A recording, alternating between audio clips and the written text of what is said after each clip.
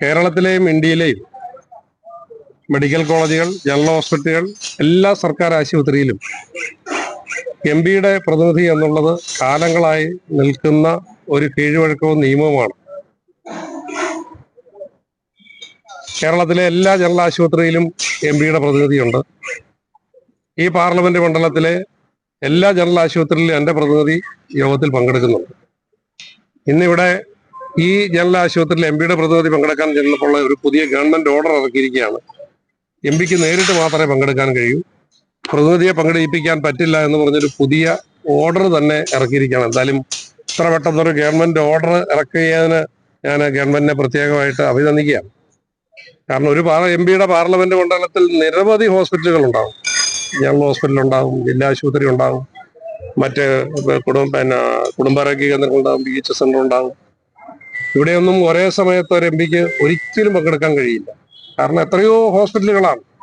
അതുകൊണ്ടാണ് ഒരു പ്രതിനിധി എന്നുള്ള സിസ്റ്റം വെച്ചിരിക്കുന്നത്. അപ്പൊ ഇവിടുത്തെ ഇന്ന് ഒരു പുതിയ ഓർഡർ ഇറക്കിയിരിക്കുകയാണ്. അപ്പൊ ഇവിടെ എന്തുകൊണ്ടാണ് ഈ ഇത്തരത്തിലുള്ളൊരു സാഹചര്യം ഇവിടെ ഉണ്ടായത് എന്ന് ഒന്ന് അറിയണം എന്ന് തീരുമാനിച്ചുകൊണ്ട് സാധാരണ ഞാൻ എൻ്റെ പ്രതിനിധിയാണ് പോകാറുള്ളത്, ഞാൻ യോഗത്തിൽ പോകാറില്ല. അതുകൊണ്ട് തന്നെയാണ് ഞാൻ ഇന്ന് ഈ യോഗത്തിൽ വന്ന് പങ്കെടുത്തത്. ഇവിടെ ഇപ്പൊ ഈ നടക്കുന്ന കൺസ്ട്രക്ഷൻ 100% കേന്ദ്ര ഫണ്ടോടുകൂടി PM അഭീം പദ്ധതിയിൽ 23,75,00,000 രൂപ അനുവദിച്ച് പണി നടക്കുന്ന ഒരു ഉറുപ്പിക പോലും ഇതിൽ സംസ്ഥാന ഗവൺമെന്റ് ഇല്ല.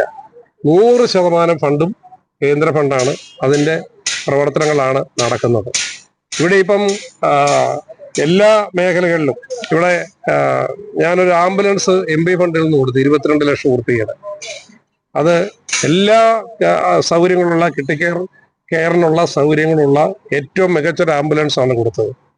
ആ ആംബുലൻസ് ഉപയോഗിക്കാതെ ആ ആംബുലൻസ് 2 വർഷമായി ഇവിടെ എടുത്ത് കട്ടപ്പുറത്ത് വെച്ചിരിക്കുകയാണ്. ഇന്ന് ഞാനിവിടെ വന്നപ്പോൾ സെക്രട്ടറി പറഞ്ഞു അത് നന്നാക്കാൻ വേണ്ടിയിട്ടുള്ള കാര്യങ്ങൾ, അതിന് നന്നാക്കേണ്ട കാര്യമൊന്നും ഇല്ലായിരുന്നു. ഓടിക്കൊണ്ടിരുന്ന ഇത് ഉന്നയിക്കാൻ കാര്യം ഇന്നത്തെ അജണ്ടയിൽ പുതിയ വാഹന ലഭ്യമാക്കാൻ അപേക്ഷ നൽകാൻ തീരുമാനിക്കുകയാണ്. അപ്പൊ കൊടുത്ത വാഹനം ഉപയോഗിക്കാതെ